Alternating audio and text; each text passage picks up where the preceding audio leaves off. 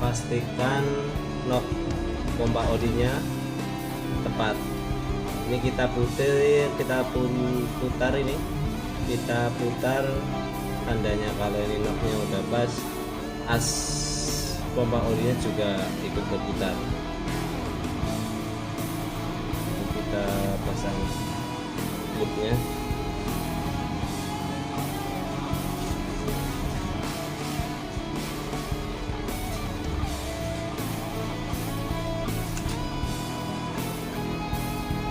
Kalau tidak pas sama noknya juga ini klipnya nggak bakalan bisa masuk, karena lubang untuk pen spinnya itu sesuai dengan rumah yang di giginya.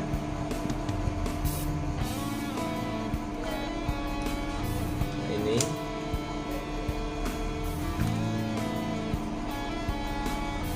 setengahnya. Kalau mungkin ada yang bongkar tapi lupa, ini urutannya ya, ini jangan sampai hilang terusnya.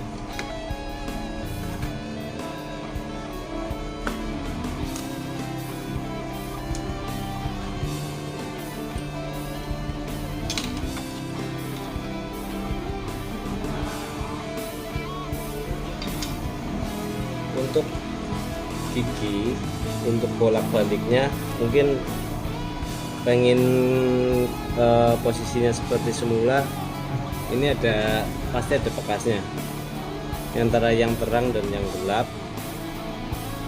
Antara yang terang dan yang gelap ini ada yang bagian terang dan yang bagian gelap terlihat. Nah, ini berarti tempat ring tuh. Oh, berarti ini di luar, ringnya ini kan di luar. Nah, ini berarti kan nempelnya ke gigi yang dalam ini. Berarti ini posisinya di luar.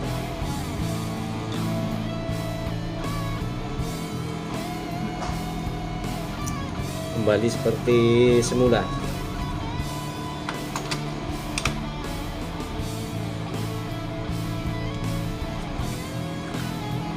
Lalu ring tengahnya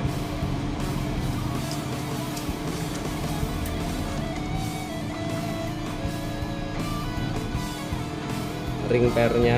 Nah, ini kan bentuknya agak cembung ya. Nah, bentuknya agak cembung. Ini jangan sampai terbalik.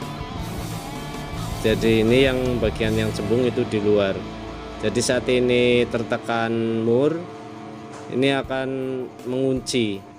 Fungsinya makanya ini dinamakan ring per, karena ini bermain. Semakin dia tertekan juga dia semakin mengunci, seperti itu. Fungsinya itu, jadi murnya itu tidak mudah lepas. Kenapa berada di depan atau di krek as? Karena di sini kan kerjanya keras yang di depan ini, jadi rawan kendor.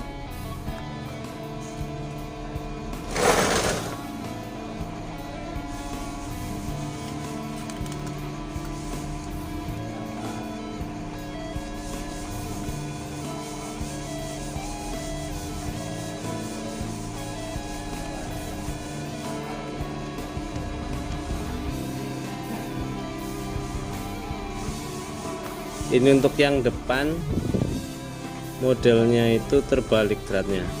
Nah, ini ke kiri itu untuk mengencangkan, ke kanan itu untuk mengendorkan. Jadi pada saat melepas kita itu jangan ke kiri tapi ke kanan dan sebaliknya. Itu untuk yang belakang arahnya standar.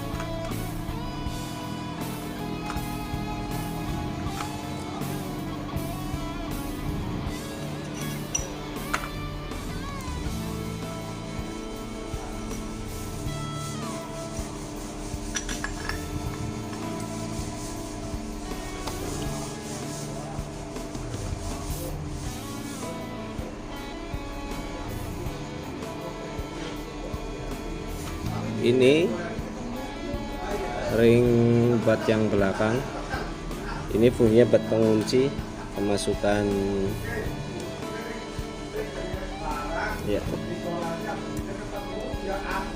sini. Oke,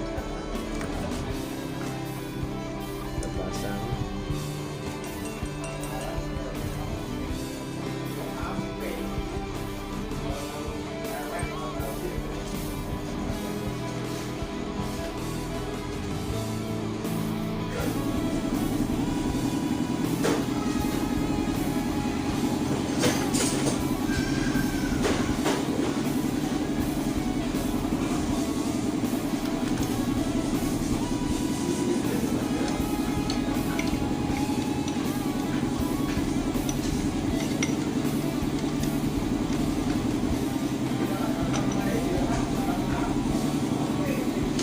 Kita pakai kunci sok dua-dua, siapkan kunci sok ukuran 22.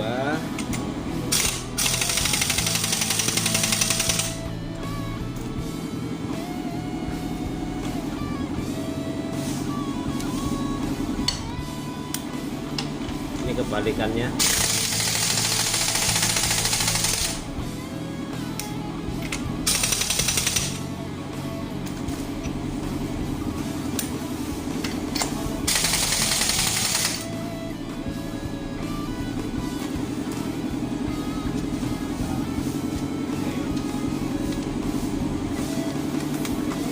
Kita cek lagi.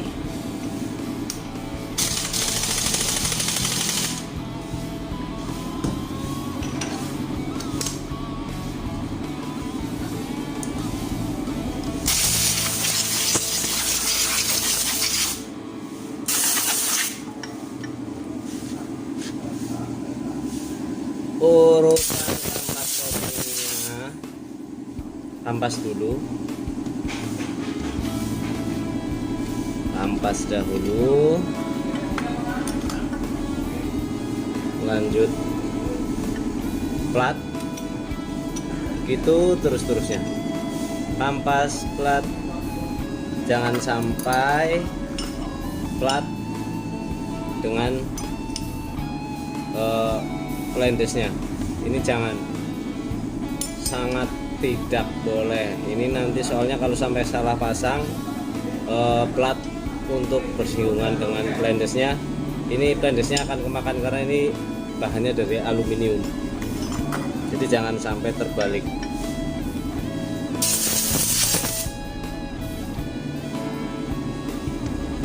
Kalau saya masang, kode partnya saya letakkan di luar. Lalu ini bagian ini ada yang rata, ini pinggirnya ada tirusnya. Kalau ini kan rata, ini yang rata saya taruh di luar, nah menghadap keluar seperti ini. Pasang terus seperti ini.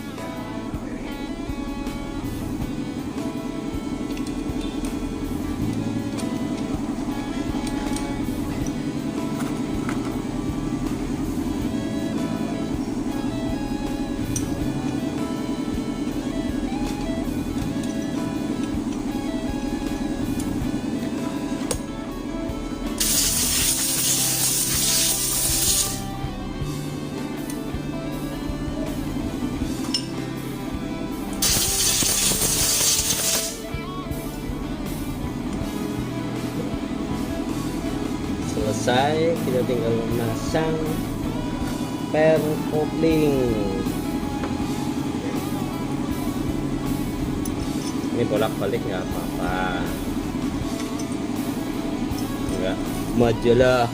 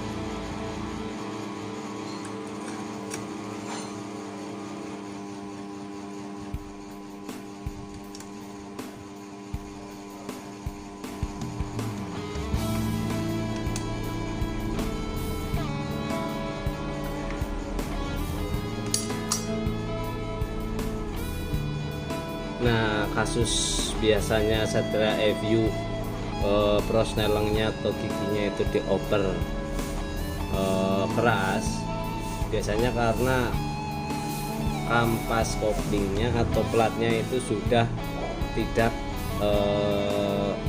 presisi lagi atau sudah tidak lurus, dia sudah bentuknya udah berubah bentuk, agak melengkung begini.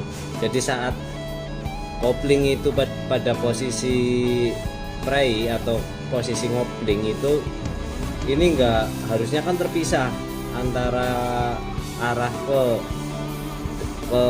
gearbox dan arah dari krek as, itu harusnya kan kerjanya terpisah sehingga gigi itu mudah dimasukkan. Tapi karena kampas koplingnya itu sudah ngulet, itu bahasanya itu, kalau udah berubah bentuk, udah nggak lurus lagi platnya atau kampasnya, akhirnya kan dia masih bersinggungan, dia nggak pre, akhirnya kan keras karena as itu sama gearbox masih terhubung sedikit, ada terhubung, nggak terjadi selip. Harusnya kan harus selip karena kopling itu ditekan, itu yang menyebabkan kadang jadi prosnelengnya keras. Cukup cek, kita letakkan kampas atau platnya itu di atas kaca, kalau dia sudah tidak rata berarti itu diganti. Tapi yang sering itu pasti kampasnya itu yang cepat kemakan. Itu karena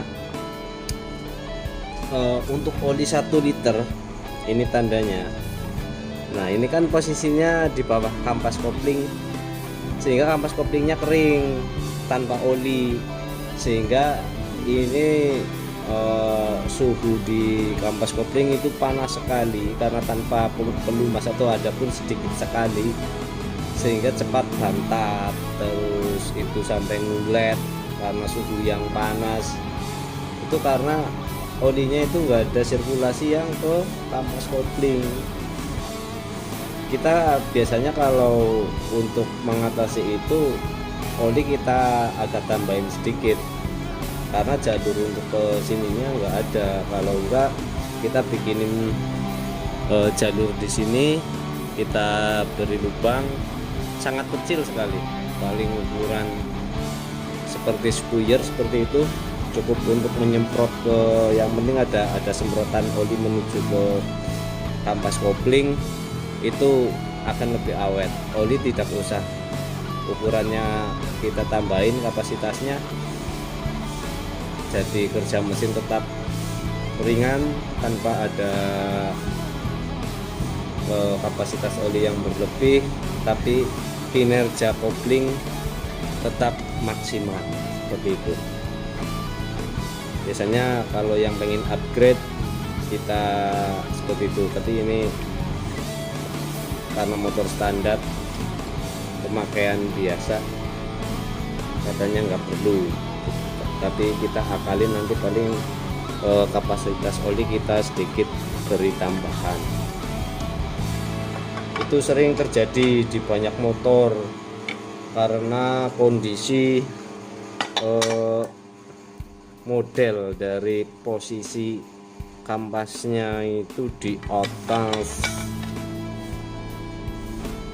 jadinya seperti itu, kampas koplingnya boros. Susah biasanya, paling gampang di itu pada saat gigi masuk, motor sudah berhenti, kita kopling mau kita netralin itu keras, itu udah pasti. Kalau susah untuk dinetralin dalam kondisi motor mesin menyala, kalau kondisi mesin mati nggak masalah. Kalau nggak ada masalah di gearbox, pasti mudah untuk kita memposisikan netral. Tapi kalau kampas koplingnya bermasalah, mesin masih hidup, kita netralkan itu susah sekali, keras, susah karena masih bersinggungan dengan gearbox dari kerja ke as, tidak pre.